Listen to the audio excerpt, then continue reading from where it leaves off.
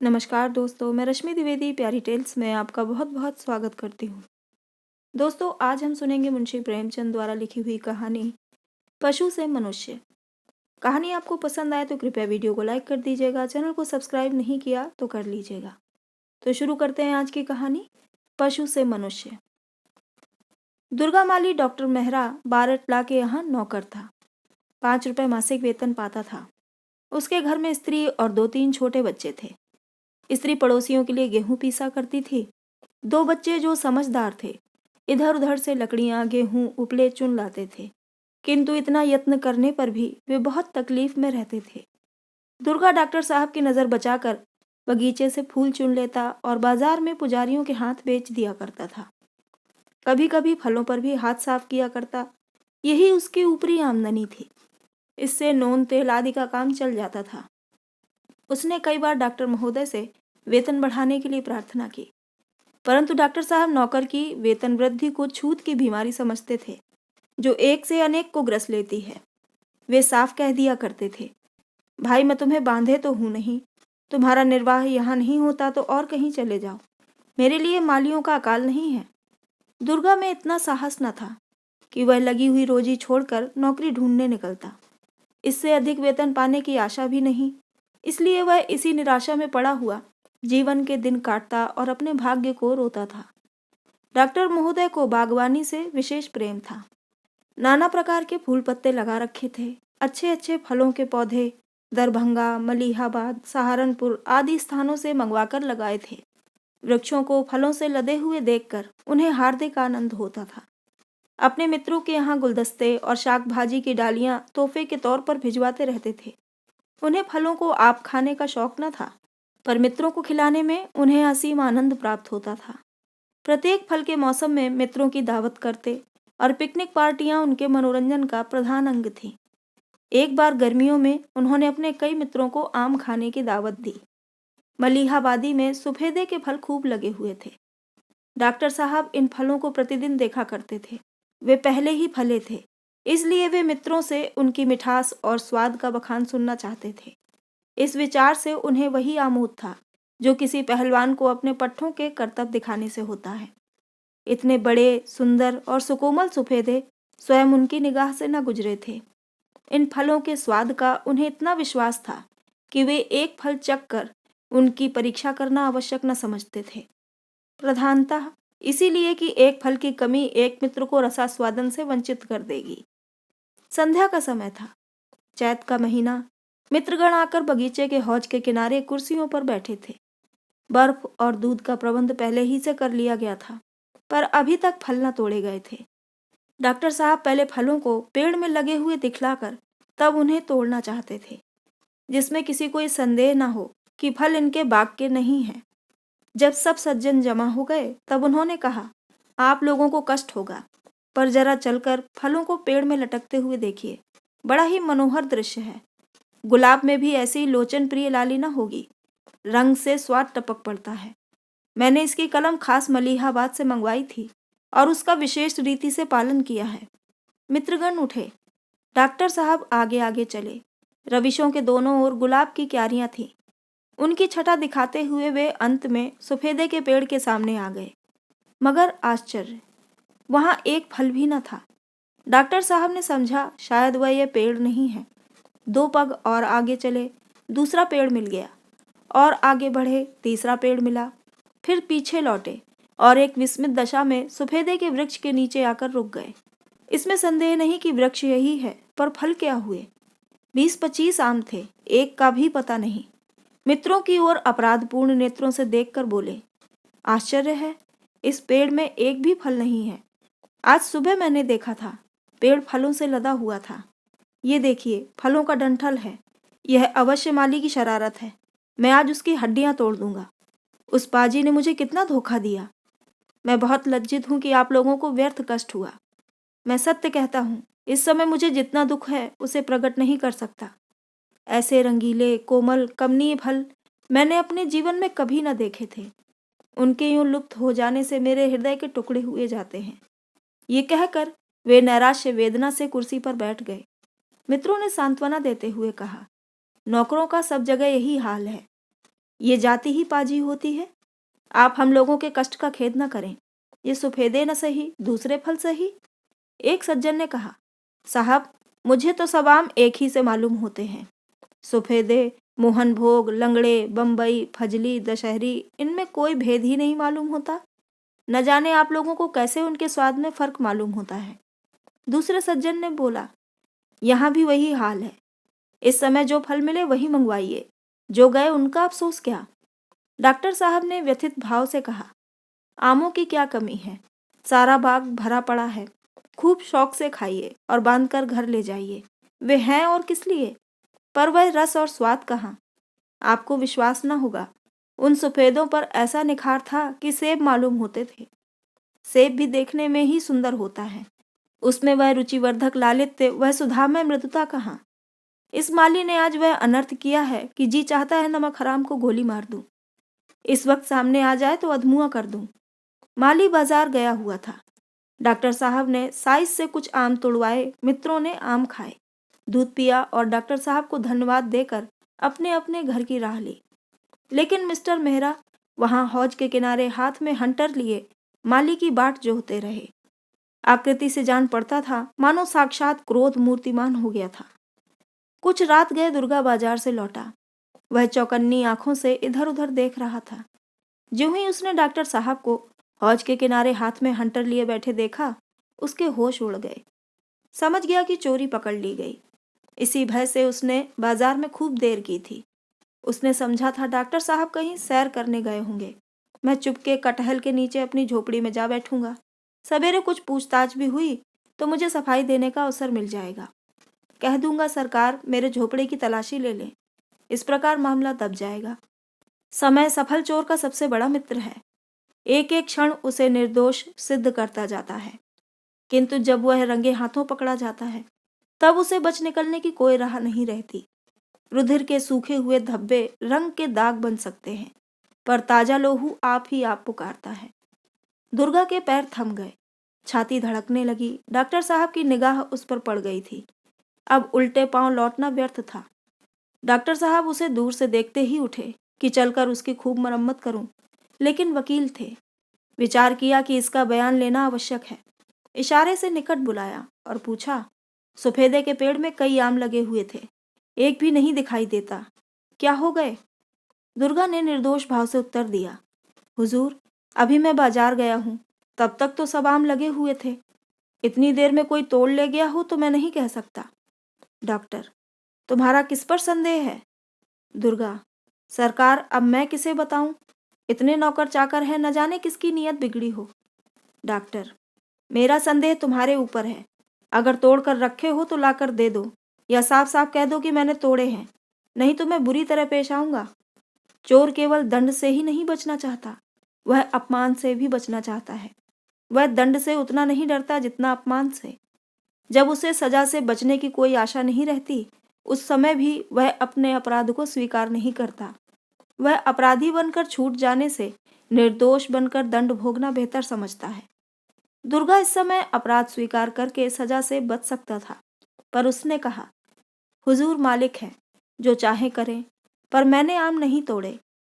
सरकार ही बताएं, इतने दिन मुझे आपकी ताबेदारी करते हो गए, मैंने एक पत्ती भी छुई है। डॉक्टर, तुम कसम खा सकते हो। दुर्गा, गंगा की कसम जो मैंने आमों को हाथ से छुआ भी हो। डॉक्टर, मुझे इस कसम पर विश्वास नहीं है। तुम पहले लोटे में पानी लाओ, उसमें तुलसी की पत्तियां डालो, तब कसम खाकर कहो कि अगर मैंने तोड़े हो तो मेरा लड़का मेरे काम ना आए, तब मुझे विश्वास आएगा। दुर्गा, हुजूर सांच को आँच क्या, जो कसम कहिए खाऊंगा। जब मैंने काम ही नहीं किया तो मुझ पर कसम क्या पड़ेगी। डॉक्टर, अच्छा बातें ना बनाओ, जाकर पानी लाओ। डॉक्टर महोदय मानव चरित्र के ज्ञाता थे। सदैव अपराधियों से व्यवहार रहता था।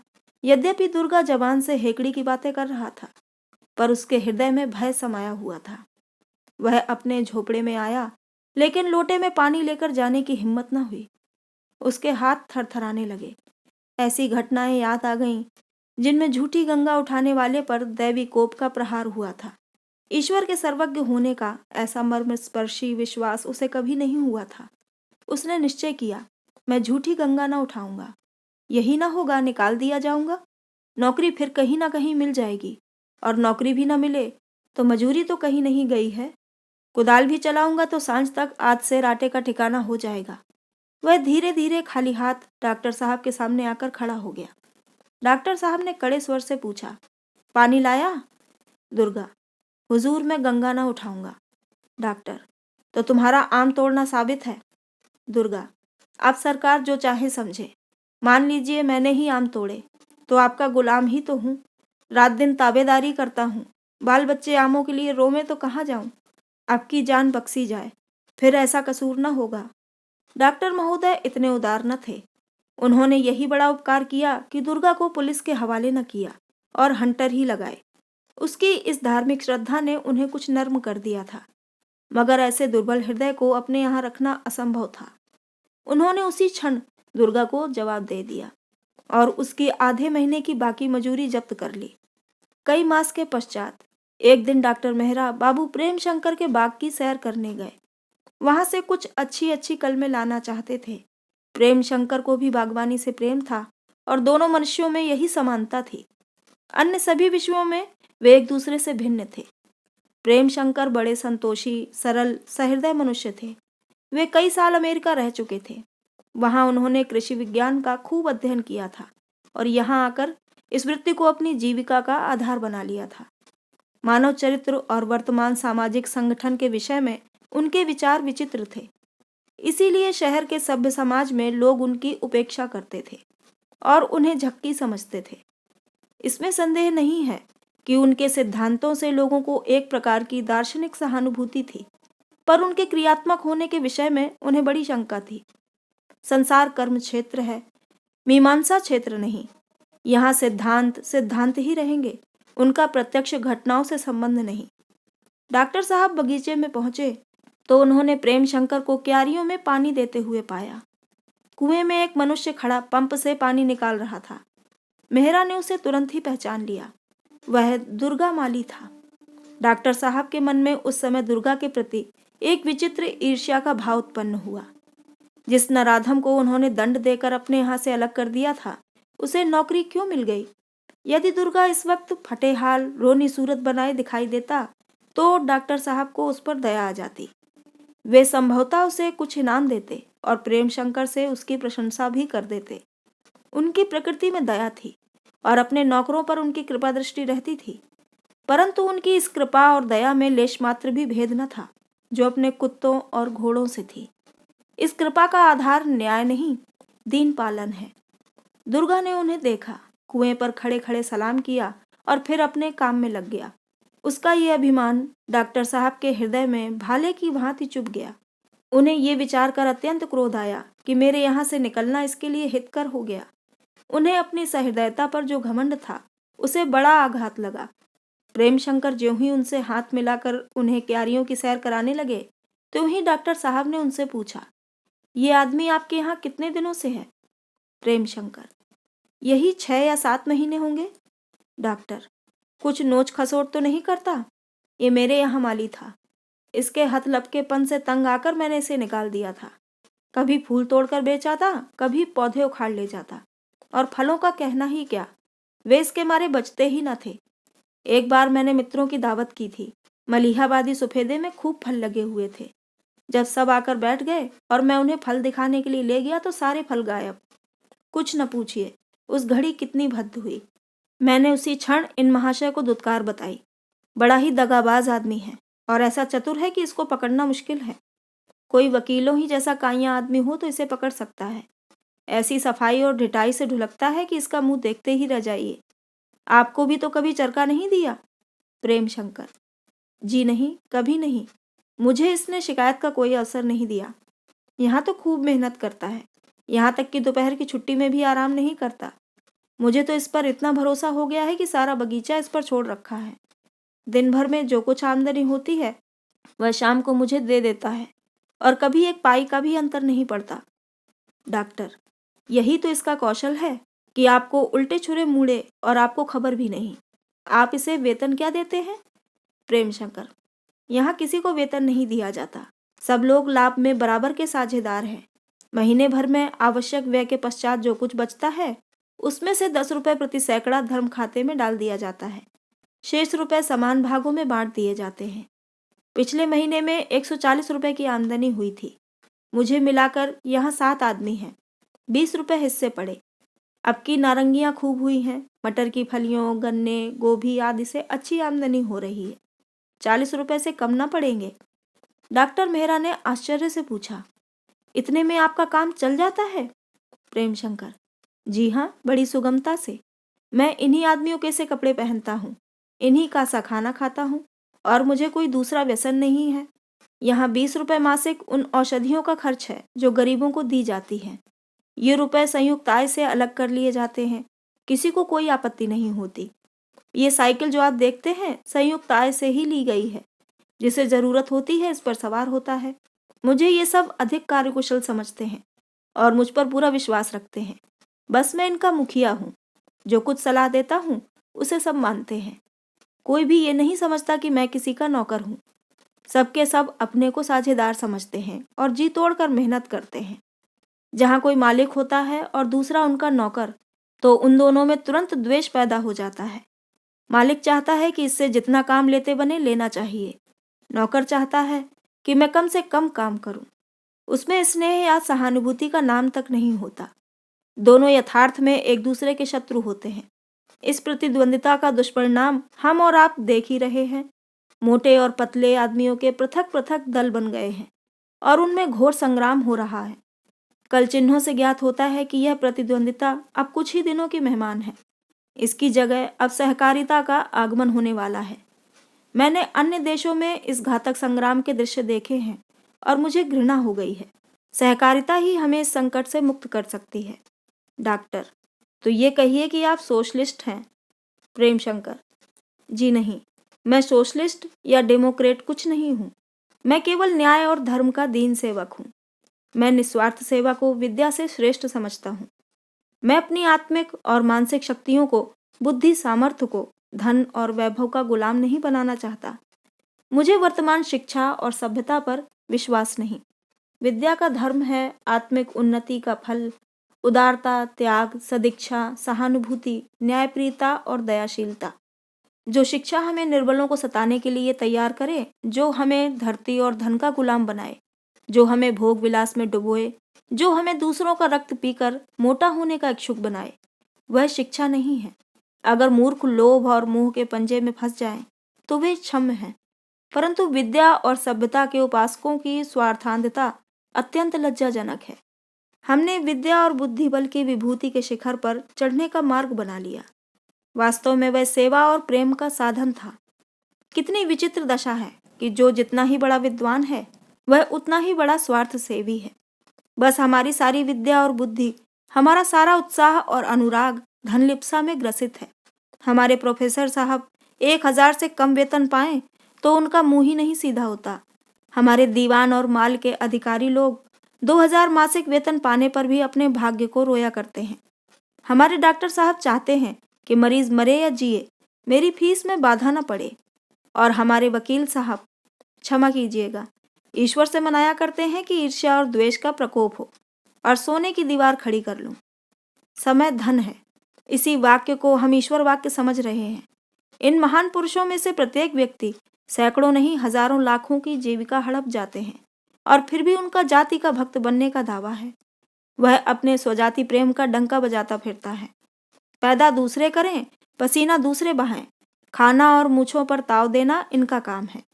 मैं समस्त शिक्षित समुदाय को केवल निकम्मा ही नहीं वरन अनर्थकारी भी समझता हूँ। डॉक्टर साहब ने बहुत धैर्य से काम लेकर पूछा, तो क्या आप चाहते हैं कि हम सबके सब मजूरी करें? प्रेमशंकर: जी नहीं। हालांकि ऐसा हो तो मनुष्य जाति का बहुत उपकार हो। मुझे जो आपत्ति है वह केवल दशाओं में इस अन्यायपूर्ण समता से है। यदि एक मजूर 5 रुपया में अपना निर्वाह कर सकता है तो एक मानसिक काम करने वाले प्राणी के लिए इससे दुगनी तिगुनी आय काफी होनी चाहिए। और वह अधिकता इसलिए कि उसे कुछ उत्तम भोजन, वस्त्र तथा सुख की आवश्यकता होती है। मगर 5 और 5000, 50 और 50,000 का अस्वाभाविक अंतर क्यों हो? इतना नहीं, हमारा समाज 5 और 5 लाख के अंतर का भी तिरस्कार नहीं करता। वरन उसकी और भी प्रशंसा करता है। शासन, प्रबंध, वकालत, चिकित्सा, चित्र रचना, शिक्षा, दलाली, व्यापार, संगीत और इसी प्रकार की सैकड़ों अन्य कलाएं शिक्षित समुदाय की जीवन वृत्ति बनी हुई है। पर इनमें से एक भी धनोपार्जन नहीं करती। इनका आधार दूसरों की कमाई पर है। मेरी समझ में नहीं आता कि वह उद्योग धंधे जो जीवन की सामग्रियां पैदा करते हैं, जिन पर जीवन का अवलंबन है, क्यों उन पेशों से नीचे समझे जाएं, जिनका काम केवल मनोरंजन या अधिक से अधिक धनोपार्जन में सहायता करना है। आज सारे वकीलों को देश निकाला हो जाए, सारे अधिकारी वर्ग लुप्त हो जाएं और सारे दलाल स्वर्ग को सिधारें, तब भी संसार का काम चलता रहेगा, बल्कि और भी सरल से। किसान भूमि जोतेंगे, जुलाहे कपड़े बुनेंगे, बढ़ई, लोहार, चर्मकार सबके सब पूर्ववत अपना अपना काम करते रहेंगे। उनकी पंचायतें उनके झगड़ों का निपटारा करेंगी। लेकिन यदि किसान न हो तो सारा संसार क्षुधा पीड़ा से व्याकुल हो जाए। परंतु किसान के लिए 5 रुपया बहुत समझा जाता है और वकील साहब या डॉक्टर साहब को 5,000 भी काफी नहीं। डॉक्टर, आप अर्थशास्त्र के उस महत्वपूर्ण सिद्धांत को भूले जाते हैं जिसे श्रम विभाजन कहते हैं। प्रकृति ने प्राणियों को भिन्न भिन्न शक्तियां प्रदान की हैं और उनके विकास के लिए भिन्न भिन्न दशाओं की आवश्यकता है। प्रेम शंकर, मैं ये कब कहता हूँ कि प्रत्येक मनुष्य को मजूरी करने पर मजबूर किया जाए? नहीं, जिसे परमात्मा ने विचार की शक्ति दी है वह शास्त्रों की विवेचना करे, जो भावुक हो वह काव्य की रचना करे, जो अन्याय से घृणा करता हो वह वकालत करे। मेरा कथन ये है कि विभिन्न कार्यों की हैसियत में इतना अंतर न रहना चाहिए। मानसिक और औद्योगिक कामों में इतना फर्क न्याय के विरुद्ध है। यह प्रकृति के नियमों के प्रतिकूल ज्ञात होता है कि आवश्यक और अनिवार्य कार्यों पर अनावश्यक और निर्वाह कार्यों की प्रधानता हो। कतिपय सज्जनों का मत है कि इस साम्य से गुणी लोगों का अनादर होगा और संसार को उनके सद्विचारों और सत्कार्यों से लाभ न पहुंच सकेगा। किंतु वे भूल जाते हैं कि संसार के बड़े से बड़े पंडित, बड़े से बड़े कवि, बड़े से बड़े आविष्कारक, बड़े से बड़े शिक्षक धन और प्रभुता के लोभ से मुक्त थे। हमारे अस्वाभाविक जीवन का एक कुपरिणाम यह भी है कि हम बलात् कवि और शिक्षक बन जाते हैं। संसार में आज अगणित लेखक और कवि, वकील और शिक्षक उपस्थित हैं। वे सब के सब पृथ्वी पर भार रूप हो रहे हैं।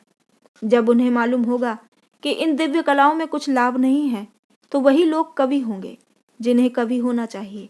संक्षेप में कहना यही है कि धन की प्रधानता ने हमारे समस्त समाज को उलट पलट दिया है। डॉक्टर मेहता अधीर हो गए। बोले, महाशय, समाज संगठन का यह रूप देवलोक के लिए चाहे उपयुक्त हो, पर भौतिक संसार के लिए और इस भौतिक काल में वह कदापि उपयोगी नहीं हो सकता। प्रेम शंकर, केवल इसी कारण से अभी तक धनवानों का, जमींदारों का और शिक्षित समुदाय का प्रभुत्व जमा हुआ है। पर इसके पहले भी कई बार इस प्रभुत्व को धक्का लग चुका है और चिन्हों से ज्ञात होता है कि निकट भविष्य में फिर इसकी पराजय होने वाली है। कदाचित वह हार निर्णयात्मक होगी। समाज का चक्र साम्य से आरंभ होकर फिर साम्य पर ही समाप्त होता है। एकाधिपत्य, रईसों का प्रभुत्व और वाणिज्य प्राबल्य उसकी मध्यवर्ती दशाएं हैं। वर्तमान चक्र ने मध्यवर्ती दशाओं को भोग लिया है और वह अपने अंतिम स्थान के निकट आता जाता है। किंतु हमारी आंखें अधिकार और प्रभुता के मद में ऐसी भरी हुई हैं कि हमें आगे पीछे कुछ नहीं सूझता। चारों ओर से जनतावाद का घोर नाद हमारे कानों में आ रहा है, पर हम ऐसे निश्चिंत हैं मानो वह साधारण मेघ की गरज है। हम अभी तक उन्हीं विद्याओं और कलाओं में लीन हैं जिनका आश्रय दूसरों की मेहनत है। हमारे विद्यालयों की संख्या बढ़ती जाती है। हमारे वकील खाने में पांव रखने की जगह बाकी नहीं। गली गली फोटो स्टूडियो खुल रहे हैं। डॉक्टरों की संख्या मरीजों से भी अधिक हो गई है, पर अब भी हमारी आंखें नहीं खुलती। हम इस अस्वाभाविक जीवन, इस सभ्यता के तिलिस्म से बाहर निकलने की चेष्टा नहीं करते। हम शहरों में कारखाने खोलते फिरते हैं इसलिए कि मजदूरों की मेहनत से मोटे हो जाएं। 30 रुपए और 40 रुपए सैकड़े लाभ की कल्पना करके फूले नहीं समाते। पर ऐसा कहीं देखने में नहीं आता कि किसी शिक्षित सज्जन ने कपड़ा बुनना या जमीन जोतना शुरू किया हो। यदि कोई दुर्भाग्यवश ऐसा करे भी तो उसकी हंसी उड़ाई जाती है। हम उसी को मान प्रतिष्ठा के योग्य समझते हैं जो तकिया गद्दी लगाए बैठा रहे, हाथ पैर न हिलाए और लेन देन पर, सूद बट्टे पर लाखों के वारे न्यारे करता हो। यही बातें हो रही थी कि दुर्गा माली एक डाली नारंगियां, गोभी के फूल, अमरूद, मटर की फलियां आदि सजाकर लाया और उसे डॉक्टर साहब के सामने रख दिया। उसके चेहरे पर एक प्रकार का गर्व था, मानो उसकी आत्मा जागृत हो गई है। वह डॉक्टर साहब के समीप एक मोटे मोढ़े पर बैठ गया और बोला, हुजूर को कैसी कलमें चाहिए? आप बाबूजी को एक चिट पर उनके नाम लिखकर दे दीजिए। मैं कल आपके मकान पहुंचा दूंगा। आपके बाल बच्चे तो अच्छी तरह हैं? डॉक्टर साहब ने कुछ सकुचाकर कहा, हाँ, लड़के अच्छी तरह हैं। तुम यहाँ अच्छी तरह हो? दुर्गा, जी हाँ, आपकी दया से बहुत आराम से हूँ। डॉक्टर साहब उठकर चले तो प्रेम शंकर उन्हें विदा करने साथ साथ फाटक तक आए। डॉक्टर साहब मोटर पर बैठे तो मुस्कुराकर प्रेम शंकर से बोले, मैं आपके सिद्धांतों का कायल नहीं हुआ, पर इसमें संदेह नहीं कि आपने एक पशु को मनुष्य बना दिया। ये आपके सत्संग का फल है। लेकिन क्षमा कीजिएगा, मैं फिर भी कहूँगा कि आप इससे होशियार रहिएगा। यूजेनिक्स अभी तक किसी ऐसे प्रयोग का आविष्कार नहीं कर सका है जो जन्म के संस्कारों को मिटा दे। तो दोस्तों, ये थी आज की कहानी पशु से मनुष्य। आपको कैसी लगी हमें कमेंट करके ज़रूर बताइएगा। चैनल को सब्सक्राइब ज़रूर कर लीजिएगा। तो मिलते हैं अगली कहानी में। कहानी को पूरा सुनने के लिए बहुत बहुत धन्यवाद।